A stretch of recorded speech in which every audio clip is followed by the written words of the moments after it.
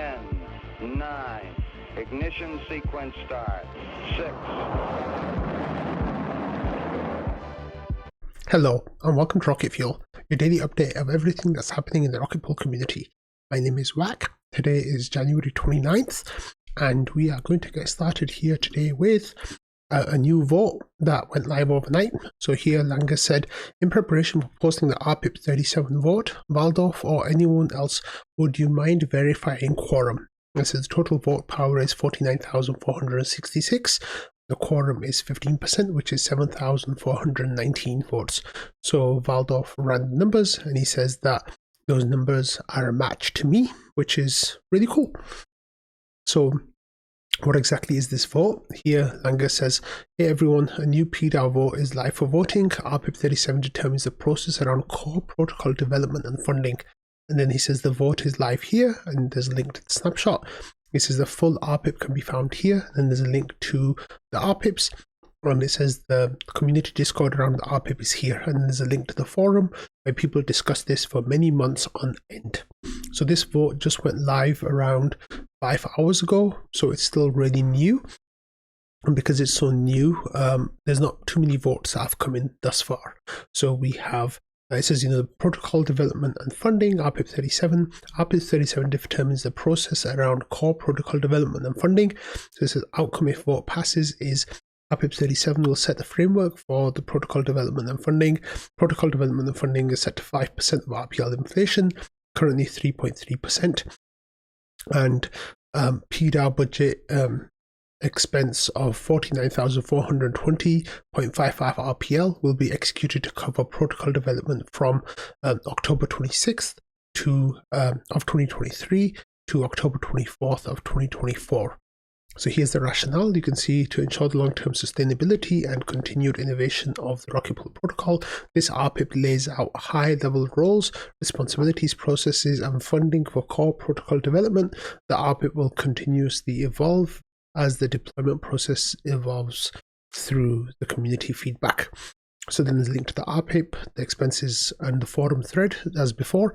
And here you can see some votes have already come in. So we have 609 votes for, 94 votes abstaining, and we have 703 votes out of 7,400 votes for quorum. So we're about 10% of the way to quorum. And so far, none of the big voting delegates have voted. So I haven't voted yet. We haven't had like Joe, Val, and a whole bunch of other big, voting people voting yet. So in the next couple of days, I expect this will reach quorum. However, this vote has not been without controversy, minor controversy or brewing controversy, I might want to add.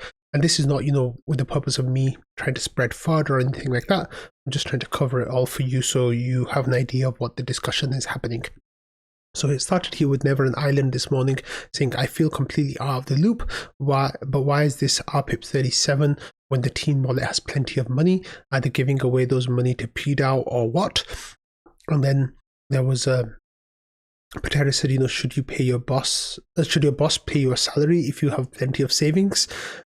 And then Never Island says, I was under the impression that ICO, the team took a big chunk of tokens in order to support protocol development, not for savings or doing other things. Patera says they have been using those funds to pay salaries to themselves. There's also huge unrealized capital gains. They'll run out of the funds at some point. They sold 100,000 RPL last year.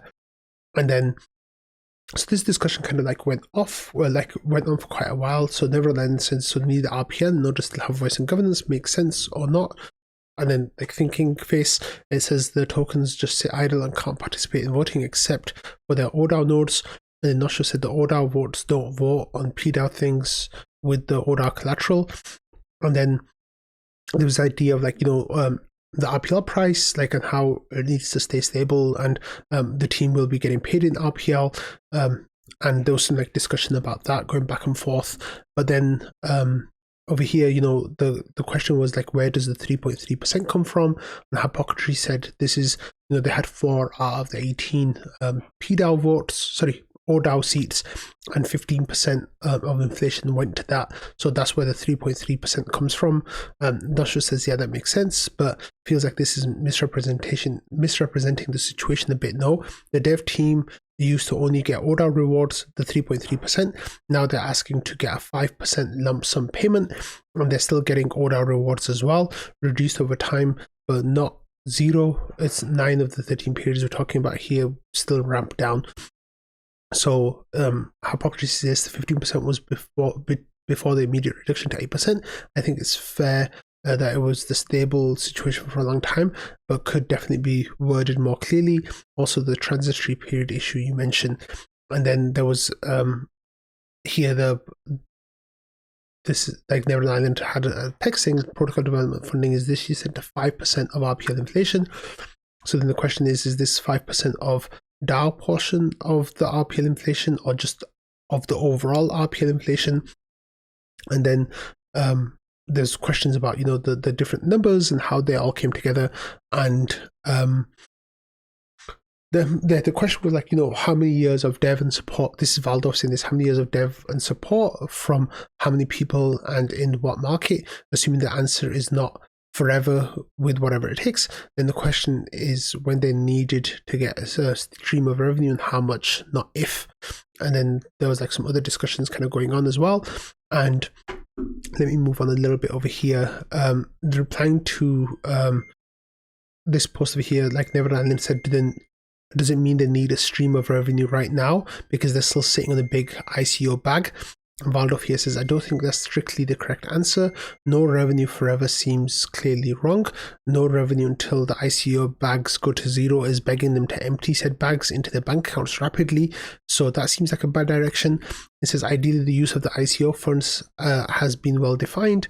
A live release plus X years or X market share. But the past has happened, so now it's about what we think is best. And then Valdo says, I'll note some annoyances that this is getting attention now, as opposed to on the forum, the 3 separate times it's been touched, or in governance. So this, I've been covering this on Rocket Fuel for many months now. When it's, you know, popped up, discussions about this have popped up in governance or on the forum. I've even gone back and, you know, checked new updates that happened in those conversations and seen that people were happy with it to go to vote or not go to vote. And basically, like, you know, there's always a percentage of discussion that comes up with the vote going live. And I think that sadly, we haven't figured out a way to avoid that yet. As much as we try to let people know that there's big stuff and big conversations happening, only a few people kind of take part in those discussions. So here Neverland said, you know, if we want to assure there's a revenue stream for them in the future, then it's fine. But having those said bags, the fact that it hasn't been well defined how to spend them, I'd expect to define that alongside this RPIP. So if you say they failed to define the use of ICO funds and now we have to fix funding, why skip the cause? I'm not sure it says any attempt to clarify, you know, those bags is seen as micromanaging by the team from the community. And then Never and Island kind of explained that, you know, it's gone to vote. Therefore, it brings a level of attention that you don't get from just having it in the forums and stuff. So I think this, like, I'm going to leave that there just to let you know that, you know, there's some discussion happening around this and some like minor controversy at the moment, but or clarification, I guess. And I'll keep you abreast of any follow-up discussions that happen with that. But I kind of wanted to mention like some just a more meta discussion about like the DAO participation. So Mike here says, you know, people having a lot of dollars in Rocket Pool and not caring what happens continues to surprise me. And Val replied by saying, I kind of go back and forth here. So he says, if you look at the DAO like a co-op, then it's disappointing because people, you know, have a part of the co-op, but they're not kind of pulling their weight. But he says, if I look at if a DAO is like owners of stocks and shares, he says we're actually super impressive. So he says it's probably not quite either of those things. I end up disappointed in the average and blown away by the outlier contributors. Yeah, so Mike here went on to say, like, every voter has $20,000 in this protocol. As a node operator, many way more. And he says, I don't understand how you can't care. And then Lee kind of explained his position. He says, personally, I run one mini pool, and I totally get what you're saying. I have a technical background in servers, storage, and IT security, so I have no problems running and troubleshooting a node. But when it comes to voting on these proposals, I don't spend enough time trying to understand them. So I just hope that the team has the best interest for Roccket Pool at heart, and I just leave it to others. Maybe not the best answer, but it's mine. Which is like an honest answer. Neverland Island said, I don't think that they don't care. They just trust the active members. I personally trust them, but it seems I underestimated tensions between the team and the PDAO. And Bitter here as well said, I don't think it's about not caring. It's about not having the time to keep up with everything. Can end up like a job where the time spent, potential gains, and potential gains doesn't make sense for everyone. There are a handful of passionate and engaged members of the community that I think most feel comfortable putting their trust in them to do what's best. This is the reality of every single DAO I've ever seen. And Mike says, if you delegate to a person you trust, the situation is different, of course. So as someone who is one of the biggest people who people have delegated to, I'm sometimes like number 2 or number 3 behind Val or Joe, around there kind of.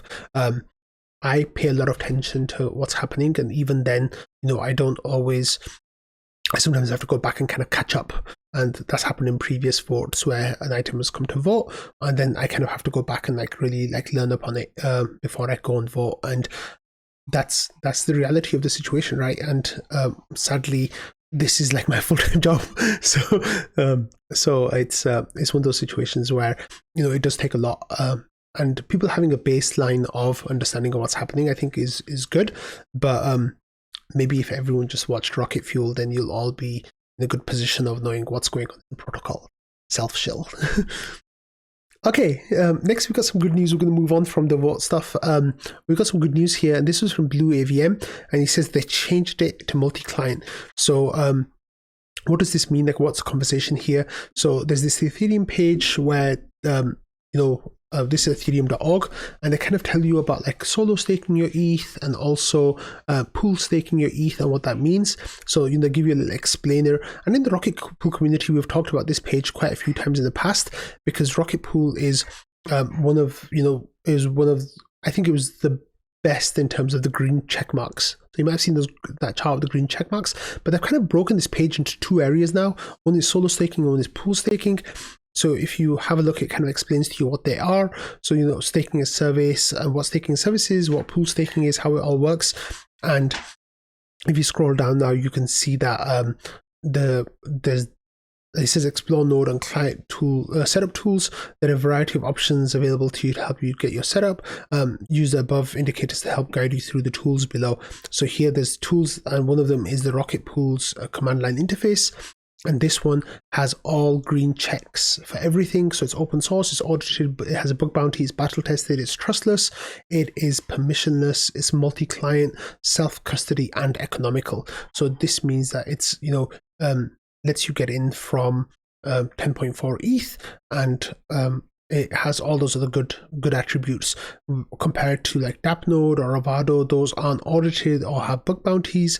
For Ethereum, they don't have a bug bounty, and they ask for 32 ETH, so it's not economical. There's the same situation for Vouch and Dirk and ETH Docker, and also for Ethereum on ARM and launch nodes. They're also not permissionless. So, Rocket Pool is the only one here for node setup tools that is all green everywhere, which is really exciting. When it comes to the pool page, here it kind of explains to you what staking pools are, and like why should you stake with a staking pool, and what happens, and all of that good stuff. And here Rocket Pool is very interesting because it has all green checks except execution diversity check, where it has a question mark. So I guess they still need that data. With Lido, they're all green except it has permissionless nodes, and they've got a question mark with execution diversity as well. The same as Lido is stake-wise. And then we have Anchor staking. They are half green, half red. A Bedrock, half green, half red. Starfy is got a couple of red, a couple of question marks, and like 4 5 greens.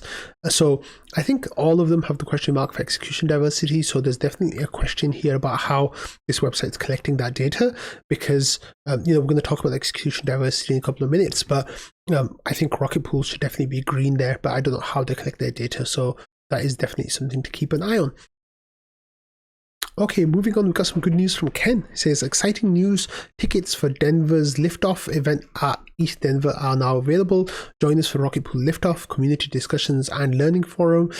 Limited capacity means the tickets will go fast, so book now. Then there is a link to the booking page, and people here are saying, this is exciting news, book your tickets. And that, of course, I think, we as a community are going to be promoting the hell out of that event in the coming days and weeks. So definitely keep your eyes on that.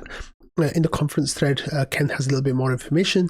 He says, I'm excited to announce that the ticket site for Denver's Liftoff event is now live and open for reservations. If you plan to attend ETH Denver next month and are interested in joining Liftoff, community discussions, or the Liftoff Learning Forum, please book your tickets immediately. The event is anticipated to sell out, so act quickly. He says, our venue has limited capacity, so we urge you to reserve your ticket immediately. 3 types of tickets are available, corresponding to each event: the new node operator workshop, the community discussion, and the all-day learning forum. This is regarding the learning forum. Tickets are in 3 categories. There's volunteer tickets. So if you're presenting or volunteering at the event and have provided your address, you can claim a complimentary volunteer ticket. If you're still interested in volunteering, may need to help with registration, check-in duties at Liftoff, or to assist in teaching the new node operator workshops on Saturday, so minimal node operator experience required, please direct message Ken. Then there's Rocketeers Assemble. Rocketeer holders can claim a free learning forum ticket courtesy of Mentor and the Rocketeer community. The token proof app will confirm your Rocketeer NFT status once you sign in with your wallet. And then we next have general admission. This ticket is priced at a nominal fee of $5.20. It offers the same access to others. The small fee is intended to discourage ticket hoarding and reduce the likelihood of no-shows. It says, lastly, we need volunteers for Liftoff event and the Rocket Pool booth, with attendance expected to reach venue capacity. Any assistance from the community would be greatly appreciated. Then there's a link to tokenproof.xyz, and it's the Denver Liftoff event happening there. So if you are attending, get on this right now.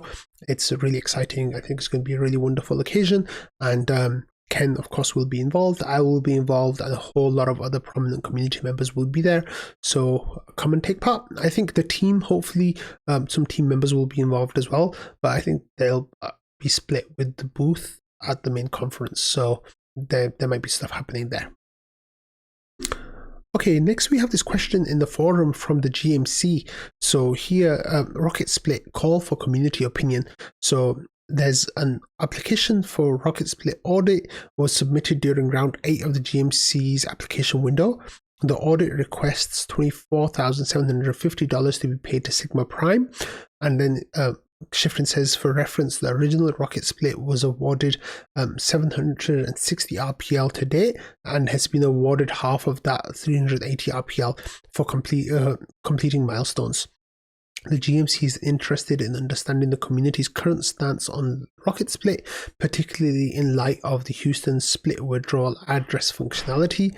It says here's a link to some of the discussion that's taken place so far, and that link will take you to another forum post. And it says, how do you think the GMC should proceed in regards to Rocket Split? Should we fund it? Should we not fund it? Or please explain other.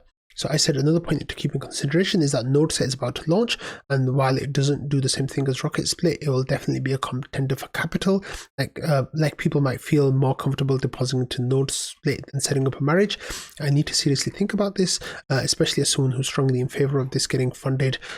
Is there a way to use Rocket Split without the audit? Are there cheaper auditing firms available? And then Schifrin made the vote public. So here we'll have a look at the results of the vote. So 80% of people are saying don't fund it. That includes Val, Patches, Scuzzle, and Tiny Tim. The only person of those 5 who have voted that says do fund it is Jasper. So I guess, they're kind of going for a sunk cost fallacy, saying, okay, we've paid the money, but like paying for the auditing might be a step too far. Then Val was asking to have some information clarified that Schifrin did, and then Noshua was asking for some information to be clarified that I clarified as well. So if you're interested in that, go and give your opinion or ask some questions about it. And hopefully, we can make some progress on figuring out how to deal with that.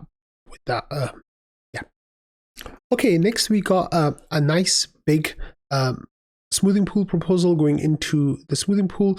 This was worth 39.555 ETH, which was a very a pretty big smoothing block, and this person was a little crab boy and didn't get a 40 ETH block. So what happened is, this person, they're not a big node operator. They've been a staker for a really long time. I think they were actually, over 2 years they've been a staker for since December 10th, 2021. And they did, this person was a really early staker, right, with their 4 validators, and they joined the smoothing pool, and now they missed out on about 15 ETH, I think, or something along those numbers, like 15 to 20 ETH, which could have been a whole 2 more validators for the person, basically. Having a look at the smoothing pool balance, we see that we have 138 ETH in there after 11 and a half days of usage. It's kind of like at par. Par is kind of like 10 ETH per day, so it's not like a great month at the moment, but get a couple of other big blocks and it'll start to look really respectable.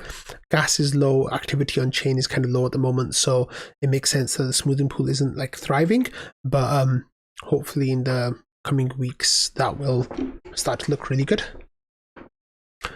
Okay, next we have some talk of client diversity issues. So here we have Alexis Kef saying that more good news from client diversity front. So here he said that they were contacting Consensus because they're offering new ability to stake through their own validators, and were asking what execution and Consensus clients they were using. So they had a back and forth with Consensus about this, and eventually they got messaging back from Consensus saying that our top priorities increase BSU's footprint, and it says we aim to reach 50% of BSU in the coming weeks before the end of February. So they're moving the execution clients to BSU. It says we started the BSU rollout across our platform and will iteratively increase BSU's footprint to reach 50% of all validators we operate before the end of February 2024. So that's a nice little statement coming from Consensus, because their new staking arm. And then we had this update from the Rocket Rescue node as well, which is the rescue node. So here it says our ETH Nimbus node has migrated to BSU. We are done switching to minority clients. So, the rescue node team here was kind of given an update day by day of what was happening with the updates. And on Friday's episode, they said they should be done by the end of the weekend. Well, it's the end of the weekend and now it's done. So they moved their Lighthouse node to BSU, they moved their Nimbus node to BSU, they moved their Prism node to Nethermind, and they moved their Lodestar node to Nethermind as well. And they moved their Teku node to BSU. So that's really cool. Congratulations, Rescue node. And going back to Rocket Pool client diversity right now, we see that the numbers here are absolutely fantastic. So on the Consensus side, the numbers look great. So if we look at it from a mini pool perspective, sorry that you can't see the chart on the screen, we have 36% Lighthouse, 28% Teku, 21% Nimbus, and 6% Prism, which looks really good, and about 0.5% for Lodestar. And for node operators, the numbers are 35% Teku, 28% Lighthouse, 13% Nimbus, 6% Prism, and 1.5% Lodestar, which is really cool. The execution client chart looks absolutely amazing. Again, I'm sorry that you can't see the bottom left, but here it says that Geth is 29.9% for mini pools, Nethermind is 24%, BSU is 22%, and externally managed is 15%, with unknown being about 7%. And then per node operator, BSU is 37%, 21% Geth, 17% Nethermind, and then about 7.5% external and about 6.5% unknown. So those numbers are looking really, really great on the Rocket Pool side, and huge kudos to the community, really taking client diversity seriously. Okay, I'm going to finish today's episode with, well, actually not finished quite yet. Just here we had an update from Joe, and this was Joe giving an update on some of the work that he's doing. So he says, I'd love to stay and chat, but I'm heads down working. I'll have something to show and tell soonish. It says, you may think anyone besides you will care about Masquerade and Demon Logs, maybe Invis, so he can make fun of me for not having it already. And then Patches was kind of like saying whatever, and Invis was laughing at him, but he started sharing some screenshots of Hyperdrive. So this is not the smart node, but it's the same thing basically, so whatever. So this is Hyperdrive is a NodeSet's integration into the Roccket Pool smart node stack, and here you can see and on Haleshki, he's got like a system of it running now. I'm sorry that you can't see it on the screen, but it's just like, this Node's wallet is initialized and ready. This is the Node account, and the key store matches the Node's wallet password is saved to disk, and the Node will be able to submit transactions after a restart. And then there's more information here as well about NodeSet and the cool stuff that is happening with that. So Joe said that this is NodeSet stuff, and that it says my node is now the beacon deposit contract. Why the F not? And back. So here, he's got some more stuff going on with Hyperdrive here as well. So it's really, really exciting that this stuff is all coming together. And in the NodeSet Discord, they were saying the other day that the contracts are 99.9% done, and their timeline's looking like they want Houston to go live on the Roccket Pool side.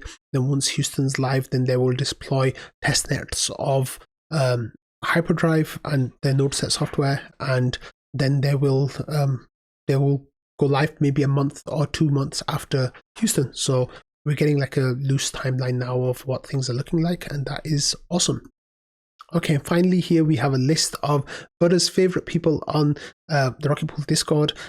This is Halullo, Patches, Code, Henry, Highflyer, Blue AVM, Smeagol, Sneaky Ninja Guy, Astrob, Dres.eth, Al409, Astrob again, and Reza Flan.